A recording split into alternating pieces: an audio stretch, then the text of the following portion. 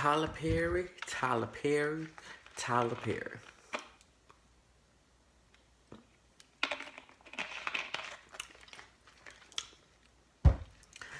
I just don't know what else to do, what else to think, and how else to even what I can even incorporate to even review this show because been watching this season and it's been crazy. I don't know where you're coming up with half of the stuff, how this is going to go, but it's just crazy. So let me just go ahead and get into season 4 episode.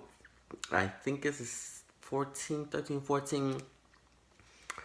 And it's crazy. So we get into the episode and the information will be down below. And welcome back. First of all, this is J.DAREL of Preach Boy TV. Welcome to the Sanctuary. If you are new, go ahead and click that subscribe button. And if you're returning, welcome back to the Sanctuary. Remember to like this video, share this video on all social media sites, and leave your thoughts and opinions down below about this episode. I would like to continue to be in the Sanctuary.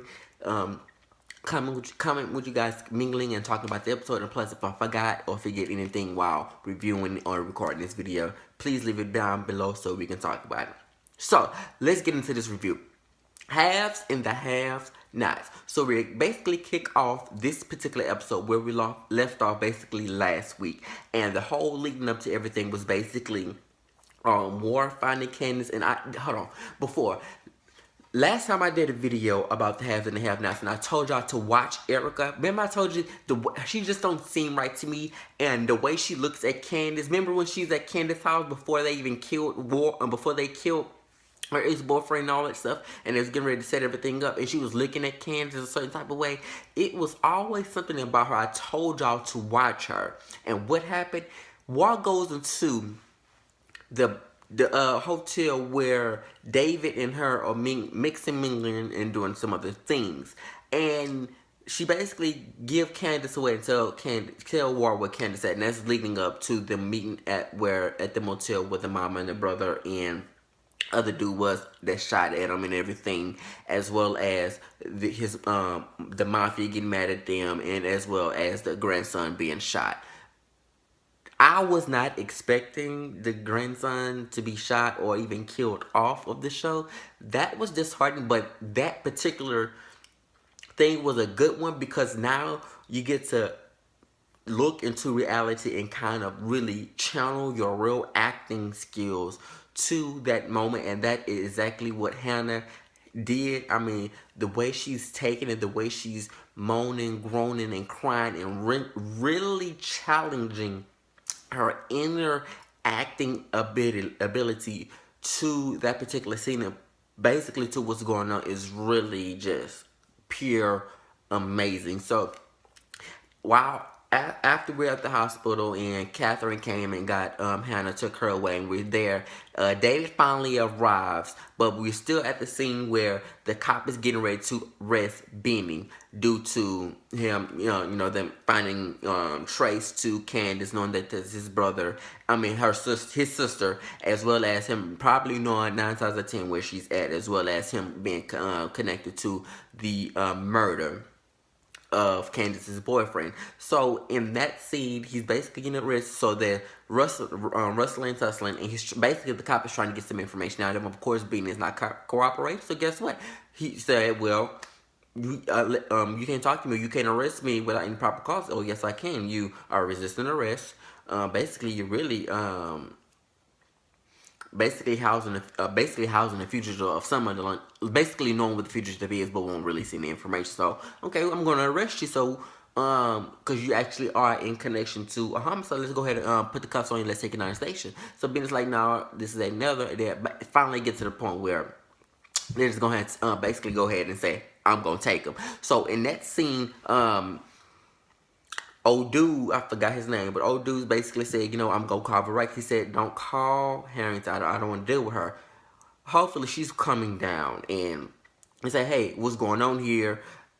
We need your help." He's trying to arrest Benny, and basically saying, "Let me talk to him." And the officer's like, "No, you can talk to him down at the station." She said, "Do you know who I am? I'm Veronica Harrington.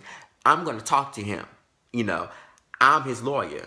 And basically, dude was not having it. Took Benny on, and she's like, Benny, don't say anything but until I get there. I'm basically going to take care of the situation until she's seen David. David is coming down across the opposite way, looking, basically finally arrives to go ahead and try to find his son. So when she discovers him and says, I'm going to be down in the station, just go with him. I'll be down there in a minute. Let me go take care of some business. So she arrives, talk to David. David is trying to get Melissa's first and last name so he can go ahead and try to find his son. Basically because, the son is in the room. But, of course, he doesn't know the information, as well as Veronica won't give him the information because he will not answer her question of who's the chick he's sleeping with, where you meet her, and what's going on. Basically, giving off her antics and trying to scope up and get some information because you already know how evil and vindictive Veronica Harrington is, but he's not having it. And she's like, well, that I could have told you they're not going to release that information. And he was like, why are you so evil? You must have enticed the girl to kill herself. What do you have over these people? Is it me, or he just gives off a Martin Luther King, Malcolm X, old soap opera feel? Like, I don't know.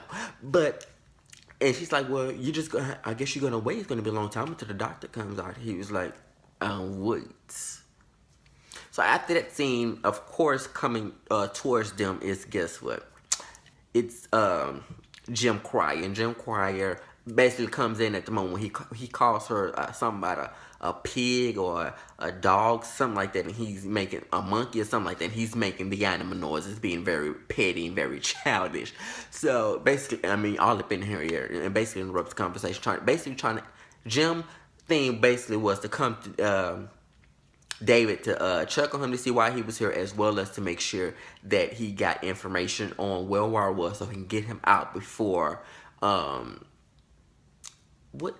her name was at the tip of my tongue, but before the mafia basically finds Wara. Mama Rose, before Mama Rose and her crew goes and finds him for shooting at her grandson or her nephew or something like that. I forgot what, But in that scene, and basically checks in with Veronica to make sure Veronica is still keeping the secret that Catherine killed DA, of course, federal. That's federal, so they're still gonna look and make sure you take care of your business because you didn't take care of what I asked you to take care of regarding his son, and of course the son ended up doing all that stuff. And she's basically like, and no, I didn't do anything to his son, but you might want to go check on him because he's here. And you know how they go back and forth. Well, darn it, you gonna tell me what's going on? Did you do, all that stuff that they do. But other than that, we'll get back to the scene where Jeffrey's checking on Melissa, and they going back and forth regarding the whole situation of why she committed suicide, why she can't take it no more, she can't take Veronica no more, she don't want to be with Jeffrey, she's tired of the whole thing. And actually doing that, she's doing the whole thing, and basically the reason why she's doing it ended up passing away due to cancer. So I actually kind of want to see how their storyline is going to play out with her, quote-unquote, being pregnant and, quote-unquote, really don't have to abide by Veronica anymore due to the fact that the reason why she's in is because the father ended up dying. But Veronica said last week when she discovered that she tried to kill herself, that if she tried to kill a baby or opt out, that she would have a whole family killed. So I'm very interested to see how this whole storyline with that going to play out. But after that, then Jeffrey visits, what is the child name? Jeffrey visits Cryer, and basically there to comfort him and to keep making sure that he stays along with the sobriety of and also the drug addiction, and also basically comforting him because he's going through that withdrawal, so he's getting ready to be cleansed out, and basically needs support system to get us. So Jeffrey's there doing that. And basically that was just that scene. Really wasn't too much going on with that. And so in regards, the cop is still standing outside. Basically does not want Jeffrey with Cryer due to the fact of he think they have something going on, as well as he's jealous. He doesn't want him to see, doesn't like Jeffrey being with anyone else or seeing him with anyone else, even if there is an attraction or not attraction of there. So he's basically trying to speak to Jeffrey based upon how he acted a couple of episodes ago regarding when the cop tried to shoot at him or pointed the gun at him and they was wrestling and tussling when he initially met Cryer. So in that sense, he's trying to apologize because Jeffrey is beyond pissed, not trying to hear him, not trying to be around him, not even trying to be nowhere in his presence. So finally they get to talk, which is the crazy point. Finally they get to talk. But before we get to that talk, we're gonna get back to the point where Candace meets with the dude that scammed her the first time, and basically trying to get her to finish the job and do what she needs to do, get the money and try to scam the president. But she's like, nah, I'm not gonna do that because you're trying to destroy a man with wife and kids who actually genuinely care, and I don't think that's right. You know that's not right. And I don't feel correct doing that. But she's still gonna end up doing it because she needs the money and she's in a hell of a hole right now and she doesn't have anything. So they're wrestling, tussling with the money. He finds out that she did some underlying stuff, and when she's trying to back out, she's not understanding that based upon what level she's messing with now that is below what she used to mess with, and she's messing with a whole different gang of people that will have her out of it like that. And he's trying to tell her, but of course, Candace being Candace, not listening. Oh, I battle bigger devils than you and all. And I mean, girl, bye. We ain't trying to hear all that. We just basically need to let you know that you're playing with the big dogs now. You need to realize that this is not the street. You're not dealing with war. You're not dealing with none of them. You're dealing with the whole scenery, whole different, other thing. But basically, she's with her mental mindset. She's not trying to hear that at all. But basically, so he's like, you know what? You're not useless no more. I mean, you went beyond and you did nothing, so they're gonna come looking for you. I can't use you no more. You're no good. So he's played her again. Let me tell you, played her again. Rustling, tussle with the money. She's talking about, well, I'm gonna scream. Somebody, don't do that. And so, you know what? I'm gonna take my money. So she's screaming, "Ow! Help me! Help!" Because Secret Service is on the next door. Help me! So he's like, you know what? Forget it, and walks out. So she thinks she done something because she got $250,000 in cash. So she tussling in the money and picks up the money, and it's a fake $100 bill on the front, fake $100 bill on the back, and in the middle it's paper. Scam again. Now you talking all that big stuff, Candace. Like you know what you're doing. Oh, I battle big devils than you, and didn't even know that was not even money in there. It was straight printing paper. Thanks, sweetheart. Sweet thing. Stop trying. I mean, it's like I told y'all last season when I was reviewing this, Candace is going to pay for everything she's done from season 1 all the way up until now. Candace would not take a break for nothing. Let's get into the closing scene. So after Jeffrey is meeting with the cop. Basically, they're in a disclosed place, the stairway, basically. And I remind you, before they even close the door,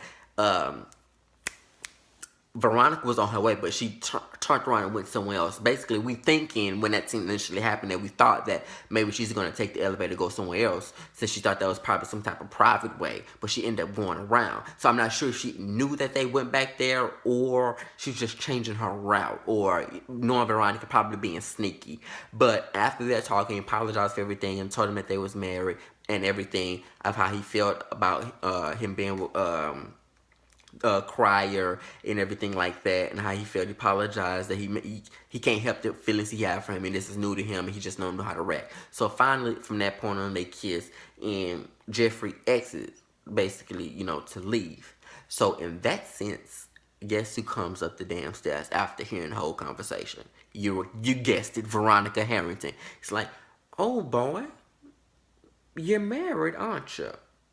And then we get on to next, what's going to happen next episode. So she's basically found out all the tea, and most likely you already know how this is going to go. She's going to try to use it against him to keep him away from Jeffrey. But I definitely want to see how this is going to turn out as well. But like I said before, thank you so much for tuning in. Thank you so much for stepping into the sanctuary. As again, if you're new to this channel, thank you so much for taking the opportunity to watch. Thank you for taking the opportunity to subscribe. And thank you for taking the opportunity to support me. I love you all. I love all of my saints. And if you're new, make sure you click that subscribe button and like and share this video on all social media sites or wherever you share videos.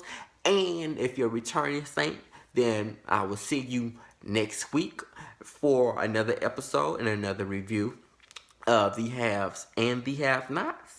This is my name again. My name is J.DAREL, and I'm stepping out of the sanctuary. Remember, like, comment, and subscribe.